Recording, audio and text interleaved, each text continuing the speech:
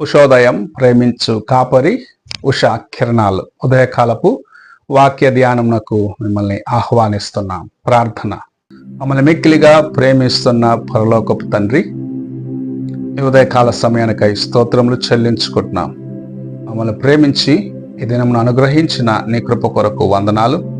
ఈ ఉదయకాలమున నాతోనూ మాతోనూ మాట్లాడము. నీ వాక్యము చేత మమ్మల్ని బలపరిచి దేవా, నీ యొక్క హెచ్చరికలను మాకు అనుగ్రహించి నడిపించమని యేసు పరిశుద్ధ నామమున అడిగి వేడుకుంటున్నాను పరమ తండ్రి, ఆమేన్.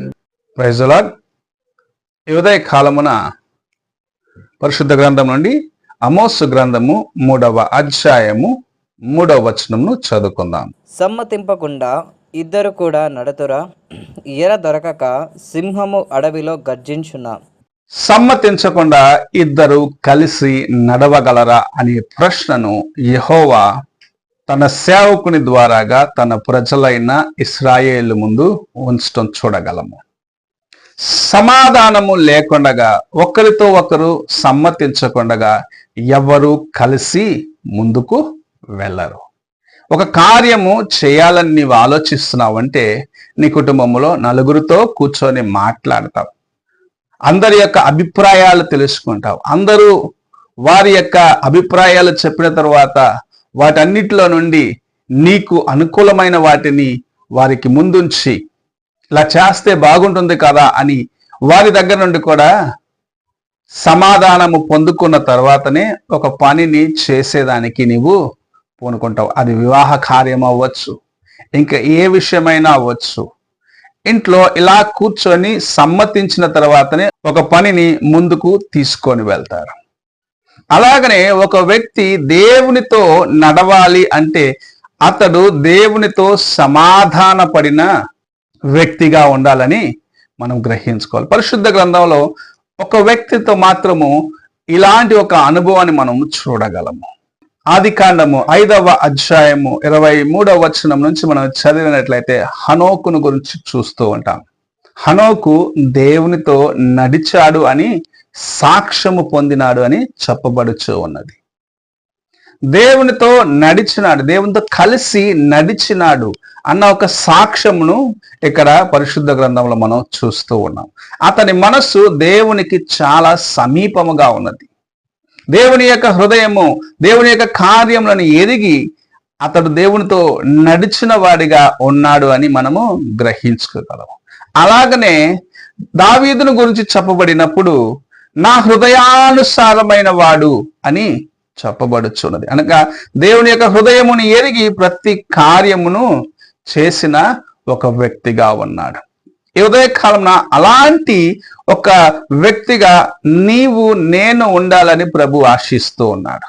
ఆయన హృదయములో ఉన్న వాంఛలు ఏమిటో, ఆయన హృదయములో ఉన్న కార్యములు ఏమిటో నీవు తెలుసుకొని వాటిని జరిగించాలా అని ప్రభు ఆశిస్తూ ఉన్నాడు. అందరికీ వెళ్ళి నీవు హృదయంలో ఉన్న భారములు చెప్పుకోవు.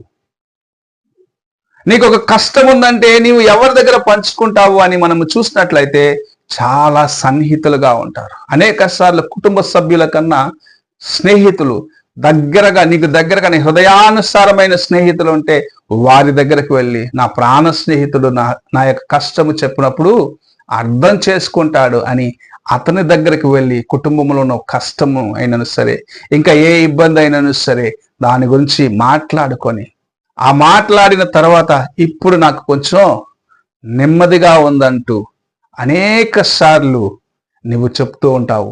అనేకులు ఇలాంటి కార్యం జరిగిస్తూ ఉంటారు. నీ జీవితంలో దేవునితో అలాగూ కలిసి నడవాలని ప్రభు ఆశిస్తున్నాడు. ఎలాగూ నీ ఒక స్నేహితుని దగ్గరికి వెళ్ళి నీ సమస్యను చెప్పుకుంటున్నావో అలాగూ ప్రభు దగ్గరకు వెళ్ళి నీవు ఆయన ఎదుట నీ యొక్క హృదయాన్ని కుమ్మరించాలి. అదే సమయం ప్రభువు చెప్పే మాటకు ఆలకించి ఆయనకు లోబడిన ఒక వ్యక్తిగా నీవు జీవిస్తూ ముందుకు వెళ్ళాలన్నది ప్రభు ఆశిస్తున్న కార్యముగా ఉన్నది. నీవు ఆయన వైపు చూసేదానికి వెనుకాడినట్లయితే నీ హృదయంలో ఇంకా ఏదో ఒక కార్యమును దాచిపెట్టుకుని ఈ దేవుని ముందు యథార్థముగా లేకపోతే ఆయన అనుగ్రహించే ఆశీర్వాదములను నీవు నీ జీవితంలో అనుభవించలేవు. ఈ ఉదయకాలమున ప్రభు నీ దగ్గర ఎదురు చూస్తున్న కార్యము, నీవు ఆయనకు సమీపముగా రావాలి, నీవు ఆయనతో కలిసి నడవాలి, నీ హృదయము ఆయనతో సరిగా ఉండాలి అని ఆశిస్తూ నీతో మాట్లాడుచున్నాడు. నీ హృదయములో ఒక కార్యమును దాచిపెట్టుకుని బయటకి మరి ఒక రీతిగా నీవు ఉన్నట్లయితే ప్రభు అది ఎంత మాత్రము దాన్ని అంగీకరించడని దేవుని యొక్క వాక్యం సెలవిస్తూ ఉన్నది. ఉదయకాలమున నీవు ఆయనతో కలిసి నడిచే ఆ మనస్సు కలిగి ఉన్నావా? సమాధానము కలిగి ఆయనతో నడిచే మనస్సు కలిగి ఉన్నావా? ఏకీభవించే ఆయనతో కలిసే మనస్సు కలిగి ఉన్నావా అని ఒక్కసారి నిన్ను నీవు ప్రశ్నించుకోవాల్సిన వ్యక్తిగా ఉన్నావు. దేవుని ప్రేమను నిర్లక్ష్యపరచవద్దు. ఆయన నిన్ను ప్రేమించినాడు, నిన్ను ఎన్నుకున్నాడు. ఇతను నా యొక్క సొత్తు, నా యొక్క స్నేహితుడు, నా యొక్క కుటుంబము అని నిన్ను ఎంతగానో ప్రేమిస్తూ ఉన్నాడు. ఆ ప్రేమను నీవు సంపూర్ణముగా అనుభవిస్తున్నావు. అయితే ఆయనకు సమీపముగా ఉన్నావా? ఆయనతో కలిసి నడవగలిగిన మనస్సును కలిగి ఉన్నావా? అవస్థతో వచ్చినప్పుడు దేవుని విడిచిపెట్టి దూరంగా వెళ్ళిపోతున్నావా?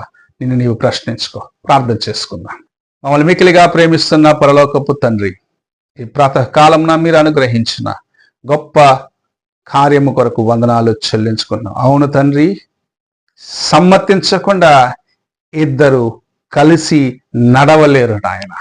నీతో సమాధానము కలిగి, నీతో ఏక మనస్సు కలిగిన వారిగా మేము ఉండుటకు సహాయము చేయమని, నీతో కలిసి నడిచే ఆ కృపను పొందుకునేదానికి మాకు సహాయము చేయమని యేసు పరిశుద్ధ నామమున అడిగి వేడుకుంటున్నాను పరమ తండ్రి, ఆమేన్.